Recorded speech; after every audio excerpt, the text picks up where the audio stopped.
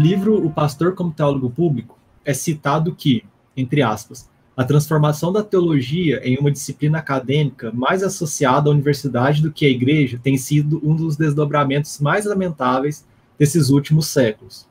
Pensando nisso, como a igreja deve se posicionar dentro de uma cultura onde o conhecimento precisa ser certificado pelo governo, pelo MEC, para ter legitimidade?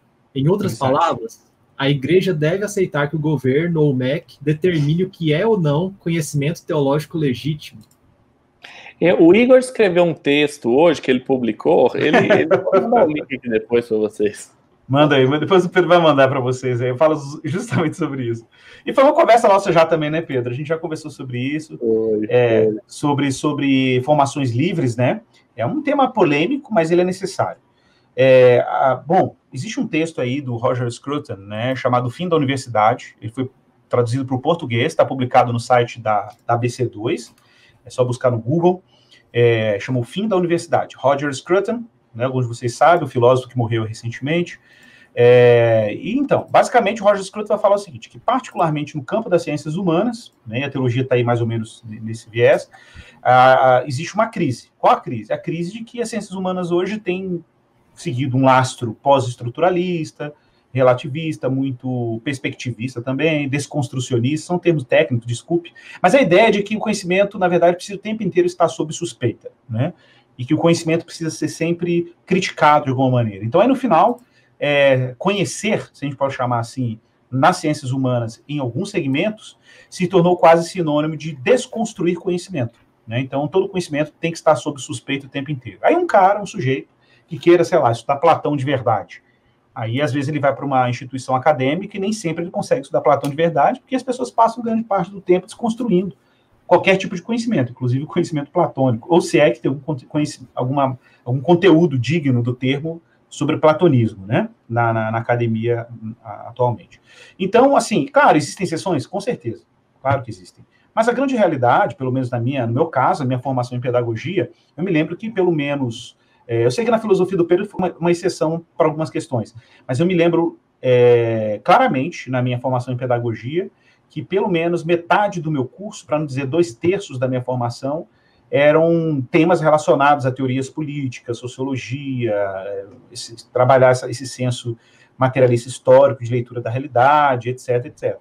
E, assim, independente do que você acha sobre essa tendência, né, política, sociológica, eu esperava que numa formação em pedagogia eu tivesse conhecimentos pedagógicos, eu tivesse conhecimento sobre método, sobre didática, sobre como o aluno aprende mais e melhor, tinha que ter mais conteúdo de psicologia da aprendizagem do que de política, né?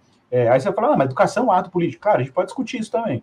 Mas a grande verdade é que quando a pessoa entra num curso como esse, ela espera conhecimento sobre o que ela vai fazer na vida real. A vida real que ela vai dar aula, ela tem um currículo, precisa ensinar matemática melhor, ensinar português melhor, e aí a carga horária de metodologia do ensino de método, né, de matemática e português é um semestre. Então você fica louco. E a pessoa que quer conhecer acaba não conhecendo. Acaba não conhecendo, né? Então, a opção nesse caso, para muita gente, é procurar formações alternativas. É o que o Roger Scruton vai chamar de underground seminaries. São seminários clandestinos. O INC é um seminário clandestino. Vocês estão estudando no seminário clandestino. Exatamente o que nós somos. Que oferece esse conhecimento, tá, gente? Fora do controle estatal, institucional de uma grande instituição universitária, mas que oferece... isso é importante mencionar, o que não significa necessariamente falta de rigor acadêmico. Não. Né? Quem está fazendo o INC sabe disso. Há uma preocupação de selecionar bons conteúdos, boa bibliografia, boa reflexão, trazer convidados de áreas específicas que são especialistas para tratar sobre certos assuntos. Então, o fato de ser livre não é sinônimo de baixa qualidade. Não, ao contrário, às vezes você vai encontrar conhecimento autêntico nessas instâncias livres, mais do que na universidade, dependendo do contexto, dependendo do que você está procurando. Agora, eu não acho também, Pedro, assim, isso é uma conversa, né? Eu não acho que vai substituir a universidade. Eu acho que funciona muito bem como uma complementação, até que se prove o contrário, né? Sei lá, de repente o Invisible College, ABC2 e outras iniciativas dessa natureza viram instituições livres amanhã de formação acadêmica. Há uma mudança política nesse país, as pessoas falam, não, aquilo ali tem credibilidade como um curso superior, como acontece em muitos países, né? Tem muitos países que não tem MEC nenhum para falar o que uma universidade é, né? Que fala que uma universidade é a sociedade. É a sociedade que vai dizer se aquela instituição ela tem credibilidade ou não, né? Então, mas a gente ainda tem muito esse peso, né, do MEC. Claro, gente, de outros campos aqui, medicina, etc., física, sei lá, engenharia, a conversa mudaria. Mas nas ciências humanas, eu acho que a gente precisa tirar grande proveito desses espaços e que mais apareçam, sabe? Iniciativas desse tipo apareçam mais, de oferecer conhecimento. Por exemplo, o cristão sofre com esse dilema. Você está na universidade, o tempo inteiro a sua fé está sendo espancada ali, agredida e tal. Então, você cria um espaço de formação alternativa ou complementar a vida acadêmica que concilia fé cristã com outros campos da cultura, educação, filosofia, cultura, tecnologia, ciência, etc., você se sente equipado, inclusive, para encarar a vida acadêmica, né? Então, eu acho que isso pode ser o futuro, viu, Pedro? Viu, Kaique? Já é o futuro, né? Já é o futuro. Que legal. Isso é tão real, assim, eu concordo com o Igor.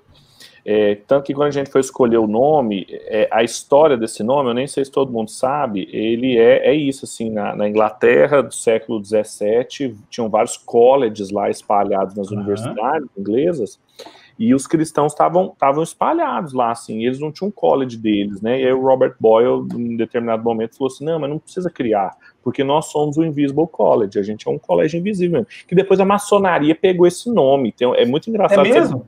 Você digita Invisible College no Google, tem um monte de maçonaria, mas nós não somos maçons, tá, gente? A IPB proibiu, pode ser mas a ideia é exatamente essa. Eu também acho que não vai substituir a universidade, principalmente naqueles cursos que precisam das hard skills, né? Competências duras de medicina e tal, assim, não dá para substituir. Mas cursos que demandam uma aplicabilidade nas soft skills, esse diálogo, essa exegese cultural, assim, a área de tecnologia, o Kaique lê e ouve muito sobre isso, assim, bem, a Google dá treinamento e certificação para uma série de áreas da tecnologia que as pessoas reconhecem. E a própria Google já começou a contratar gente que não tem certificado em determinadas áreas. Então, assim, é um sinal. Longínquo, mas é um sinal. É isso aí.